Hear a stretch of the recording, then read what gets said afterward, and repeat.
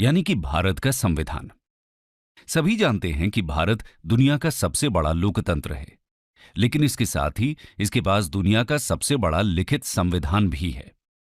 भारत का संविधान सिर्फ एक लिखित दस्तावेज नहीं है, बल्कि एक भारतीय नागरिक की पहचान है। हर साल 26 जनवरी को हम सभी देशवासी अपनी इसी पहचान को गणतंत्र दिवस यानी कि रिपब्लिक डे के रूप में मनाते हैं। 1950 में इसी दिन भारत का संविधान पूरे देश पर लागू किया गया था। लेकिन दुनिया के सबसे बड़े संविधान की रचना करना कोई आसान काम नहीं था। ये उन लोगों की कड़ी मेहनत का फल था जिन्होंने इसकी कल्पना कर कुल 2 साल 11 महीने और 18 दिन का समय लेकर इसे एक लिखित रूप दिया था।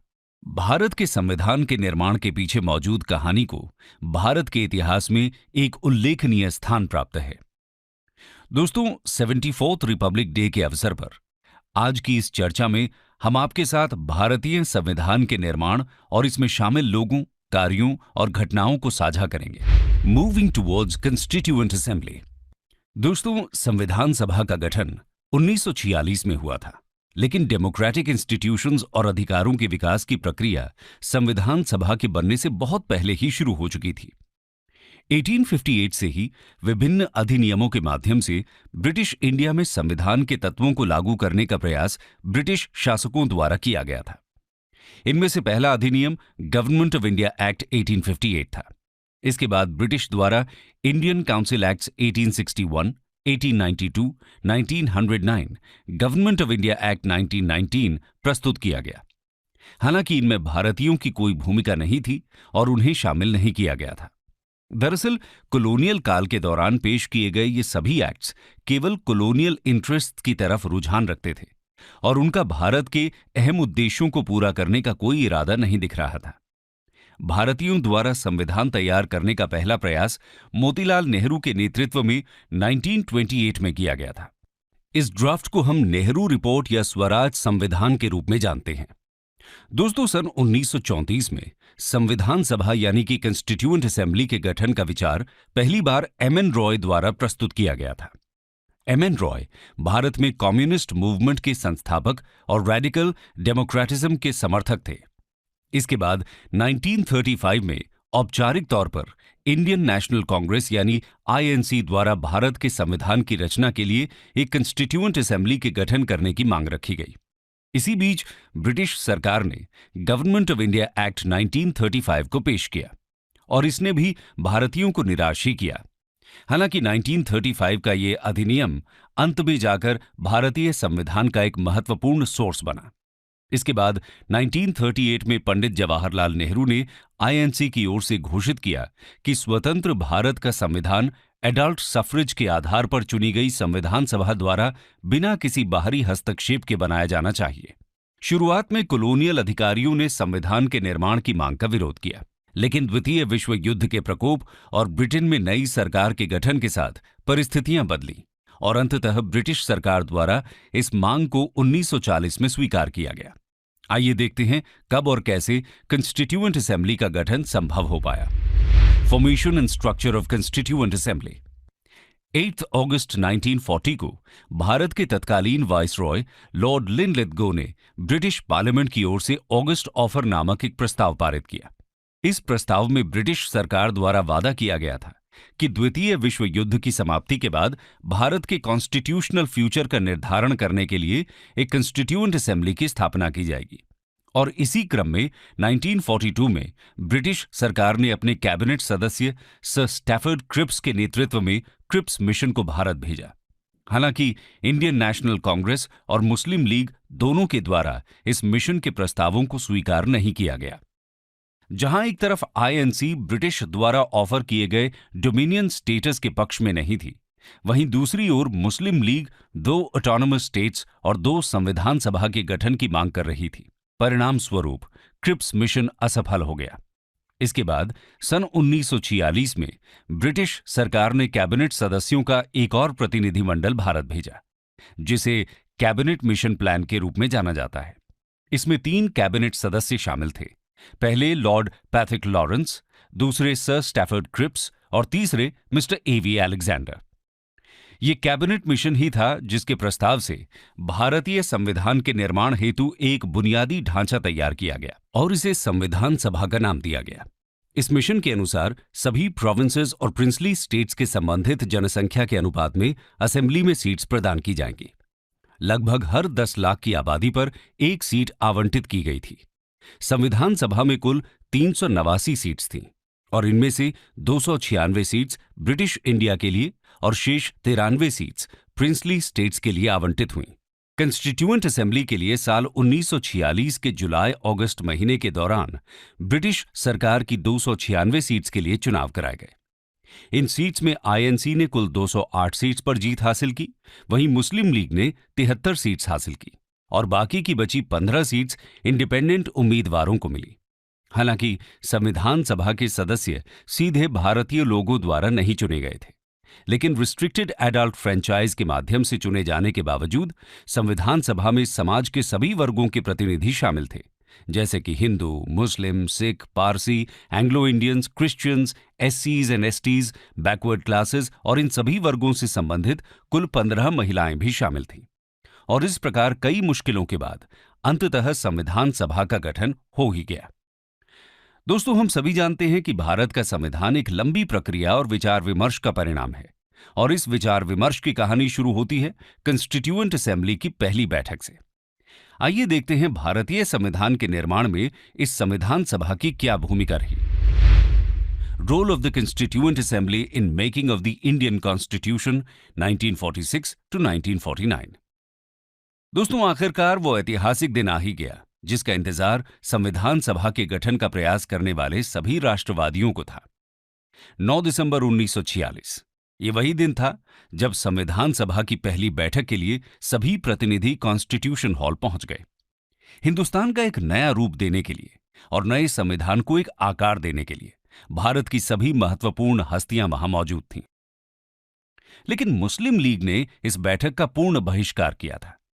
इसके साथ ही दो अहम लोग वहां नहीं थे, महात्मा गांधी और मोहम्मद अली जिन्ना। इस प्रकार बैठक में केवल 211 सदस्यों ने ही भाग लिया। फ्रांस की एक परंपरा को फॉलो करते हुए सभा के सबसे बुजुर्ग सदस्य डॉक्टर सच्चिदानंद सिन्हा को सभा का टेम्पररी प्रेसिडेंट नियुक्त किया गया। बाद में 11 दिसंबर 1946 को चुनाव प्रक्रिया के तहत डॉक्टर राजेंद्र प्रसाद को असेंबली का प्रेसिडेंट और एच.सी. मुखर्जी को वाइस प्रेसिडेंट नियुक्त किया गया। इसके साथ ही सर बी.एन. राव को असेंबली का कॉन्स्टिट्यूशनल एडवाइजर नियुक्त किया गया। दोस्तों, अभी सभी सदस्य नए संविधान सभा के नियमों में ढल ही रहे थे कि 13 दिसंबर 1946 को पंडित जवाहरलाल नेहरू ने सभा में एक ऐसा प्रस्ताव पेश किया जो हमारे संविधान की नींव बनने वाला था। इस प्रस्ताव को हम ऑब्जेक्टिव्स रेजोल्यूशन के नाम से जानते हैं। दरअसल ये ऑब्जेक्टिव्स रेजोल्यूशन स्वतंत्र भारत के लिए वो विजन था जिसने कॉन्स्टिट्यूशनल स्ट्रक्चर के फंडामेंटल्स और फिलॉसफी को निर्धारित किया। ये रेजोल्यूशन था संविधान के लक्ष्य और उद्देश्यों के बारे में। सभा में इसका विवरण देते हुए नेहरू जी ने बोला, हमारा भारत एक फुली सॉवरेन रिपब्लिक होगा। ये अपना संविधान स्वयं घोषित करेगा। भारतीय संघ के रूप में हमारे देश में ऐसे क्षेत्र शामिल किए जाएंगे जो उस समय ब्रिटिश सरकार के अधीन थे। इसके साथ ही प्रिंसली स्टेट्स और वैसे क्षेत्र भी शामिल हो सकते हैं जो सॉवरेन इंडिया के साथ जुड़ना चाहते हैं। भारतीय नागरिकों को आर्थिक, राजनैतिक, सामाजिक अवसर और कानून के समक्ष समानता के साथ साथ विचार की अभिव्यक्ति, भ्रमण, संगठन बनाना, धार्मिक विश्वास इत्यादि सभी प्रकार की स्वतंत्रता प्रदान की जाएगी। इसके साथ ही भारत में बैकवर्ड कास्ट्स और ट्राइब्स, माइनॉरिटीज इत्यादि समूह के लोगों को समुचित सुरक्षा प्रदान की जाएगी। इसके अलावा नेहरू जी ने घोषणा की कि सॉवरेन भारत की सभी पावर और अथॉरिटी का अंतिम स्रोत केवल भारत की जनता होगी। इस ऑब्जेक्टिव रेजोल्यूशन को सभा के सभी सदस्यों द्वारा 22 जनवरी 1947 को एक मत से स्वीकार कर लिया गया। इस रेजोल्यूशन ने बाद में संविधान निर्माण में महत्वपूर्ण भूमिका निभाई। इसी रेजोल्यूशन के मॉडिफाइड वर्जन को वर्तमान संविधान के प्रीएम्बल यानी कि उद्देशिका के रूप में जाना जाता है। संविधान बनाने का काम शुरू होने के कुछ समय बाद ही ब्रिटेन में सरकार बदल गई। नई सरकार के प्राइम मिनिस्टर क्लेमेंट एटली ने 20 फरवरी 1947 को ब्रिटिश पार्लियामेंट के हाउस ऑफ कॉमन्स में यह घोषणा की कि ब्रिटिश अब इंडियन पॉलिटिशियंस को पावर ट्रांसफर करेंगे और इंडिया को छोड़कर चले जाएंगे। इसके बाद 3 जून 1947 को इंडिया के नए वाइसरॉय लॉर्ड माउंटबैटन ने एक प्रस्ताव पेश किया। इसे माउंटबैटन प्लान के रूप में जाना जाता है। इस प्रस्ताव में ब्रिटिश सरकार ने इंडिया के पार्टीशन को एक्सेप्ट करते हुए भारत और पाकिस्तान 2 देश बनाने पर सहमति व्यक्त की थी। इसके बाद जुलाई 1947 में ब्रिटिश पार्लियामेंट में इंडिपेंडेंस ऑफ इंडिया एक्ट 1947 पारित किया गया और इसी एक्ट की वजह से संविधान सभा अब फुली सॉवरेन बॉडी बन गई थी। इसका मतलब यह था कि यह सभा अब पूरी तरह से आजाद थी कि वो जैसा संविधान बनाना चाहे बना सकती है। चूंकि इसके साथ भारत का विभाजन भी हो गया था, तो सभा की सदस्यता 389 से घटकर 299 रह गई, क्योंकि काफी सारे प्रोविंसेस अब भारत का हिस्सा नहीं रहे थे। इसके साथ ही संविधान सभा अब एक लेजिस्लेटिव बॉडी बन चुकी थी। इसका मतलब यह था कि अब सभा के पास संविधान का निर्माण करने के अलावा एक और कार्य था, और वो था देश के लिए सामान्य कानून को अधिनियमित करना। और इसी कारण कंस्टिट्यूएंट असेंबली को इंडिया का पहला पार्लियामेंट कहा जाता है। जब यह सभा संविधान बनाने का कार्य करती थी तो इसके प्रेसिडेंट होते थे डॉक्टर राजेंद्र प्रसाद।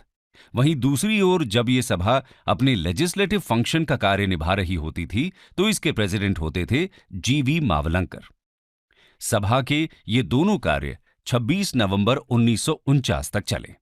दोस्तों, किसी भी प्रकार के मिसमैनेजमेंट से बचने के लिए और काम के बोझ को संतुलित करने के लिए संविधान सभा ने विभिन्न समितियों यानी कि कमिटीज का गठन किया था। उन सभी समितियों में से 8 मुख्य समितियां थीं। उन 8 समितियों में सबसे अत्यधिक महत्वपूर्ण समिति थी ड्राफ्टिंग कमेटी। इस समिति को विभिन्न समितियों के प्रस्तावों को ध्यान में रखकर भारत के संविधान का ड्राफ्ट तैयार करने का मुख्य कार्य सौंपा गया था। आइए इस समिति की भूमिका पर एक नजर डालते हैं। The drafting committee of the constituent assembly. दोस्तों, ड्राफ्टिंग कमेटी का गठन 29 अगस्त 1947 को हुआ था। इस समिति में सभा के 7 सदस्य शामिल थे। इनमें समिति के अध्यक्ष के रूप में डॉक्टर B.R. अम्बेडकर के अलावा doctor K.M. Munshi, Syed Mohammad Saadulla, N. Madhava Rao, N. Gopalaswami Ayyangar, Alladi Krishnaswami Iyer और T.T. कृष्णमाचारी शामिल थे। समिति ने 6 महीने से कम की अवधि में पहला ड्राफ्ट तैयार कर फरवरी 1948 में इसे प्रकाशित किया। इसके साथ ही भारत के लोगों को ड्राफ्ट में संशोधन पर चर्चा करने के लिए 8 महीने का समय दिया गया और लोगों द्वारा बताए गए संशोधनों, आलोचनाओं और सुझावों को ध्यान में रखते हुए समिति ने संविधान का दूसरा ड्राफ्ट अक्टूबर 1948 में प्रकाशित किया। अंततः 4 नवंबर 1948 को डॉक्टर B.R. अम्बेडकर ने संविधान का अंतिम प्रारूप सभा में प्रस्तुत किया। इस अंतिम प्रारूप पर लगभग 32 दिनों तक विचार विमर्श किया गया और इस अवधि के दौरान इसमें 7,635 संशोधन प्रस्तावित किए गए, जिनमें से 2,443 पर विस्तार से चर्चा की गई और अंत में भारत के संविधान को 395 आर्टिकल्स, 12 शेड्यूल्स और 22 पार्ट्स में विभाजित किया गया। वर्तमान में यह संख्या बढ़कर 448 आर्टिकल्स, 12 शेड्यूल्स और 25 पार्ट्स हो चुकी है। 2 साल 11 महीने और 18 दिनों की मेहनत के बाद आखिरकार वो दिन आ ही गया जिसका सभी देशवासियों को और संविधान सभा के सदस्यों को बेसब्री से इंतजार था। आइए देखते हैं कब और कैसे हमारा संविधान अपनाया गया और देश भर में लागू हुआ। Enactment and enforcement of the Indian constitution. दोस्तों, 26 नवंबर 1949 को सभा में मौजूद 284 सदस्यों और सभा के प्रेसिडेंट के हस्ताक्षर के साथ भारत के संविधान को देश द्वारा अपना लिया गया था। 26 नवंबर को ही देश में कॉन्स्टिट्यूशन डे के रूप में जाना जाता है। हालांकि 26 नवंबर को इसे अपना तो लिया गया था, लेकिन फिर भी हम 26 जनवरी को रिपब्लिक डे मनाते हैं। ऐसा क्यों? दरअसल दोस्तों, सिटीजनशिप, इलेक्शंस, प्रोविजनल गवर्नमेंट इत्यादि जैसे कुछ प्रावधानों को छोड़कर संविधान का शेष प्रमुख भाग पूरे देश में 26 जनवरी 1950 को लागू किया गया था और इसीलिए इस दिन को रिपब्लिक डे के रूप में मनाया जाता है। 26 जनवरी को विशेष तौर पर इसके ऐतिहासिक महत्व के कारण चुना गया था। साल 1930 में इसी दिन इंडियन नेशनल कांग्रेस के लाहौर अधिवेशन के बाद पूर्ण स्वराज दिवस मनाया गया था और इसी दिन के स्मरण में इस तारीख का चयन हुआ। 24 जनवरी 1950 को संविधान सभा की आखिरी बैठक हुई, जिसमें डॉक्टर राजेंद्र प्रसाद को भारत का पहला राष्ट्रपति चुना गया।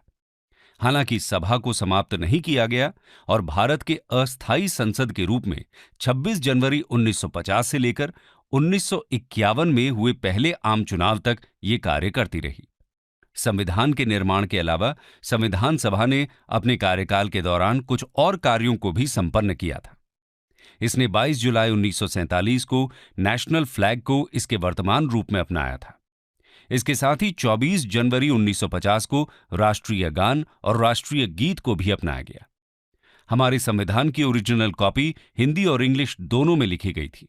हालांकि तब इसके लिए टाइपिंग या प्रिंटिंग का उपयोग नहीं हुआ था। दोनों भाषाओं में इसकी ओरिजिनल कॉपी प्रेम बिहारी नारायण रायजादा द्वारा लिखी गई थी। इस कार्य को पूरा करने में उन्हें 6 महीने लगे थे।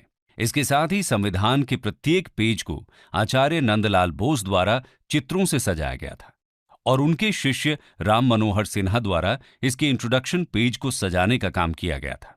यकीनन हम इन सभी महत्वपूर्ण हस्तियों के आभारी रहेंगे, जिनके अथक प्रयास और मेहनत के कारण इस देश को अपनी सबसे बड़ी संपत्ति संविधान के रूप में मिली। कंक्लूजन। तो दोस्तों, ये थी कहानी संविधान के निर्माण की, जिसे भारत में सभी कानूनों की जननी माना जाता है। देश में किसी को भी संविधान का उल्लंघन करने की शक्तियां उपलब्ध नहीं है। आज की चर्चा यही समाप्त करते हुए हम आप दर्शकों के लिए एक सवाल देकर जा रहे हैं। इस कहानी के माध्यम से हमने आपको बताया था कि संविधान सभा के सदस्यों में 15 महिलाएं भी शामिल थीं। वो श्रेष्ठ महिलाएं कौन कौन थीं? आप इसका जवाब हमारे साथ कमेंट सेक्शन में जरूर शेयर करें। फ्रेंड्स, वीडियो को लाइक करना ना भूलें और वीडियो कैसी लगी हमें कमेंट सेक्शन में कमेंट करके जरूर बताएं एंड चैनल को सब्सक्राइब करना ना भूलें। Thanks for watching.